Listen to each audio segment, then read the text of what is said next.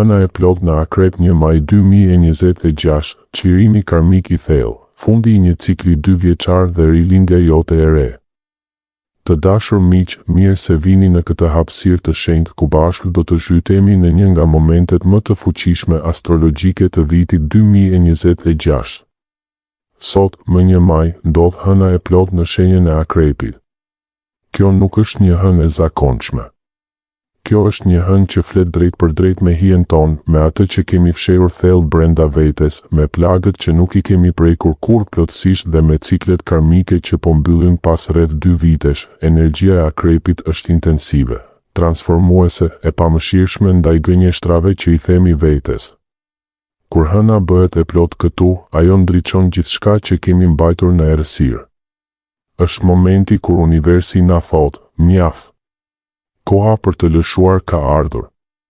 Koha për të rilindur ka ardhur. Në këtë video do të flasim hapur, pa filtra, për çlirimin e vërtet karmik. Do të zbërthejmë fundin e një cikli, 3 çlirimet kryesore që na kërkohen, ndikimin tek secila shenjë dhe çfarë na presin ngjarjet e javës së ardhshme.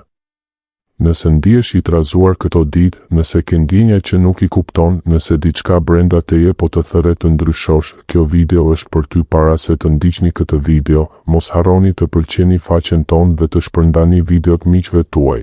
Është shumë e rëndësishme për ne për mirëmbajtjen dhe rritjen e faqes sonë. Faleminderit. Le të fillojmë. 1. Fundi i një cikli karmik, zhytja e thellë psikologjike. Kjo hënë e plot në Akrep shënon mbylljen zyrtare të një cikli të gjatë karmik që ka zgjatur afërsisht 2 vitet e fundit. Mendoni për këtë si për një tunel të errët që keni ecur për një kohë të gjatë. Tani jeni duke arritur në dalje. Por për të dalë plotësisht duhet të shikoni prapa dhe të pastroni çdo gjë që keni mbledhur gjatë rrugës. Energjia e Akrepit nuk lejon sipërfaqësore. Ajo kërkon zhytje të thellë psikologjike. Kërkon që të zbresim në bodrumin e shpirtit ton, aty ku ruhen të gjitha bagazhet emocionale, frikat, turpet, dëshirat e fshehura dhe lidhjet toksike që nuk i kemi pranuar kurrë plotësisht. Çfarë ke mbajtur për 2 vjet sepse nuk ke pasur zgjidhje? Çfarë emocioni të vjetër po të helmon ende nga brenda? Cila pjesë e jetës sate po të thotë me zë të ulët, unë nuk i përkas më kësaj? Kjo hënë e plot është si një kirurg i shpirtit. Ajo pret sakt aty ku duhet, jo për të dëmtuar, por për të hequr atë që tashmë është nekrotik. Fundi i ciklit nuk është fundi i botës, është fundi i versionit të vjetër të teje. Dhe kjo është lajm i mirë, sepse vetëm duke mbyllur derën e vjetër, hapet një tjetër plot dritë. Pranoje këtë. Çdo gjë që po të largohet tani, po largohet sepse nuk të shërben më për evolucionin tënd. Lëre të shkoj me mirënjohje, jo me zemërim. 2. 3 çlirimet kryesore që po na kërkohen. Kjo hënë sjell 3 çlirime të fuqishme. Le t'i zbërthejmë një nga një me thellësi. Çlirimi i parë, largimi nga zonat e rehatisë toksike. Shumë prej nesh jetojnë në zona rehatie që në të vërtetë janë burgje të buta. Një punë që na jep siguri financiare, por na vret shpirtin çdo ditë.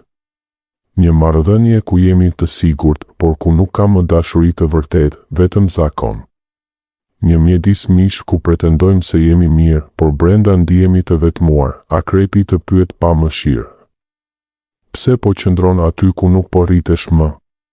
Çfarë frike të mban të lidhur pas asaj që të dëmton ngadalë? Kjo është koha për të dalë nga iluzioni i sigurisë false. Siguria e vërtet nuk vjen nga ajo që njeh, por nga besimi te vetja kur largohesh nga e njohura. Shembull, dikush qëndron në një punë të keqe sepse të paktën ka mrojë. Por çfarë po humb në këmbim? Energjinë, kreativitetin, shëndetin mendor, mundësinë për diçka që të ndes shpirtin.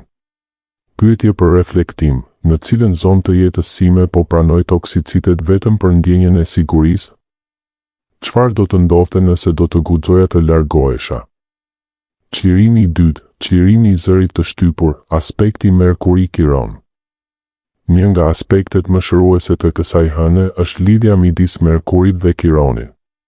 Kjo nafton të flasim të vërtetat që i kemi mbajtur brenda për vite të tëra, sa herë ke heshtur për të mos lënduar të tjerët, por në fund ke lënduar veten? Sa herë ke thënë nuk ka problem, kur në të vërtet ke pasur një mal dhimbje brenda, tani është momenti për të shëruar plagët përmes komunikimit autentik. Jo me zemërim shpërthyes, por me sinqeritet të thellë dhe të butë. Të thuash, më ka dhembur kjo, nuk pajtohem më me këtë, më duhet diçka tjetër, kur e liron zërin tënd të vërtet, jo vetëm që shëron veten, por edhe u jep leje të tjerëve të shërohen. Ky është çlirimi më i fuqishëm emocional që mund të përjetosh. Çlirimi i tretë, shkëputja nga marrëdhëniet performuese.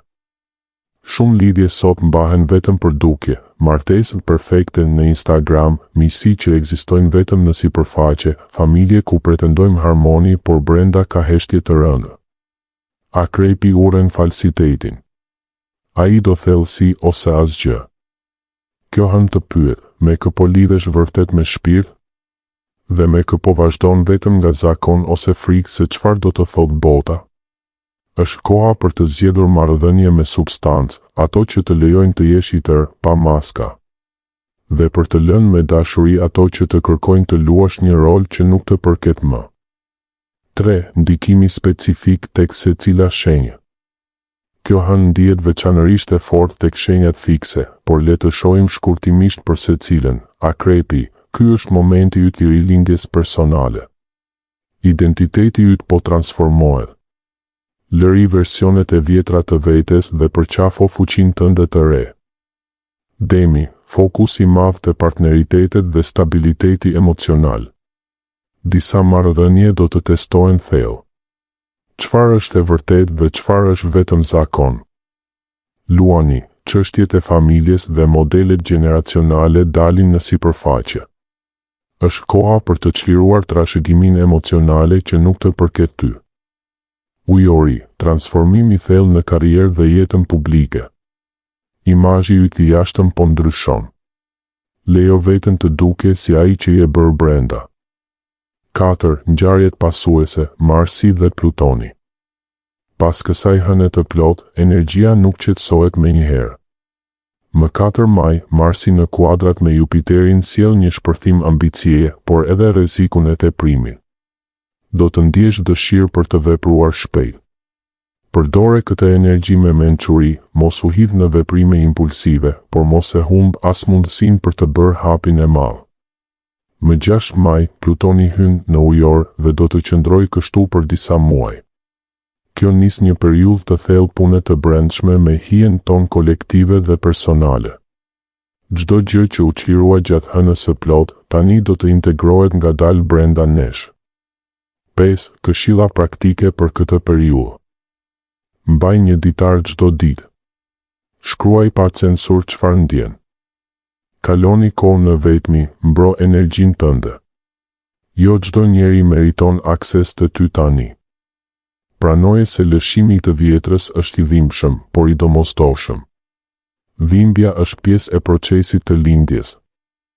Bëj rituale të thjeshta, banje me krip, djegje letre me gjëra që do të lëshosh, meditim të frymëmarrjes. I butë me veten. Ky nuk është ndëshkim, është çlirim. Përfundimi. Të dashur miq, kjo hënë e plot në Akrep nuk është një ndëshkim nga universi. Është një akt i madh dashurie. Universi po të çliron nga ato që të kanë mbajtur të vogël, që të mund të jetosh më autentikisht, më lirshëm, më fuqishëm. Çdo fund është fillimi i diçkaje më të thellë. Çdo lëshim hap hapësirë për diçka më të pastër. Besojini procesit. Besojini vetes.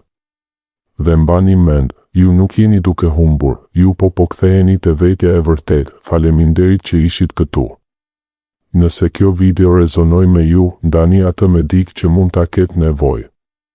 Lini një koment me shenjën tuaj dhe çfarë po çlironi tani. Na shihemi në videon tjetër. Derisa atëherë, qëndroni të thellë, qëndroni të sinqert, qëndroni të lirë. Me dashuri të madhe.